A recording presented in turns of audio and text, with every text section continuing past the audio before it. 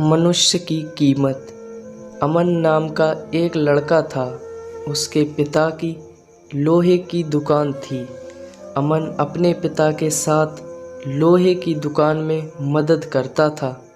एक दिन उसने अपने पिता से पूछा कि पिताजी, इस दुनिया में मनुष्य की कीमत क्या होती है?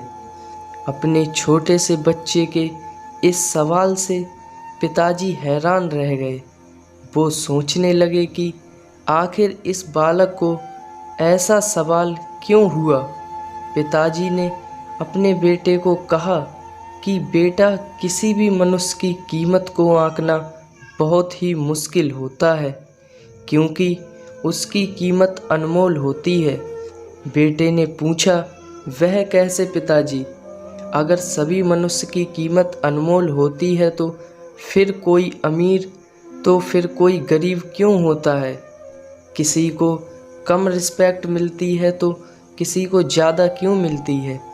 पिताजी ने अपने बेटे को समझाने के लिए कहा कि तुम स्टोर रूम में जो लोहे का बड़ा सा टुकड़ा पड़ा है वो लेकर आओ।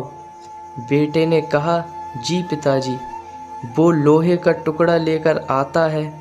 पिताजी उससे पूछते हैं कि बताओ, इस लोहे के टुकड़े की क्या कीमत होगी?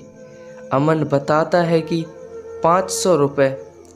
पिताजी अब उससे पूछते हैं कि अगर मैं इस टुकड़े के छोटे छोटे कील बना दूं तो फिर उसकी कीमत क्या होगी? वो थोड़ा सोचकर बताता है कि पिताजी, ऐसा करने से उसकी कीमत बढ़ जाएगी। तब तो ये और भी महंगा बिकेगा, लगभग 1500 रुपये में। पिताजी अब उससे पूछते हैं कि बेटा, अगर मैं इस लोहे के टुकड़े से घड़ी के बहुत सारे स्प्रिंग बना दूं तो? अमन कहता है कि पापा, फिर तो इससे और भी ज़्यादा पैसे मिलेंगे।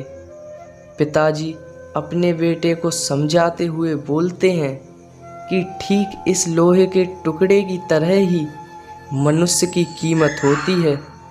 मनुष्य की कीमत भी इसमें नहीं होती है कि वो क्या है, बल्कि इसमें होती है कि वो अपने आप को क्या बना सकता है। अमन अब समझ चुका था कि उसके पिता क्या कहना चाहते हैं। हम भी अपनी कीमत आंकने में कई बार गलती कर देते हैं। हम अपने प्रेजेंट स्टेटस को देखकर अपने आप को वैल्यूलेस समझने लगते हैं।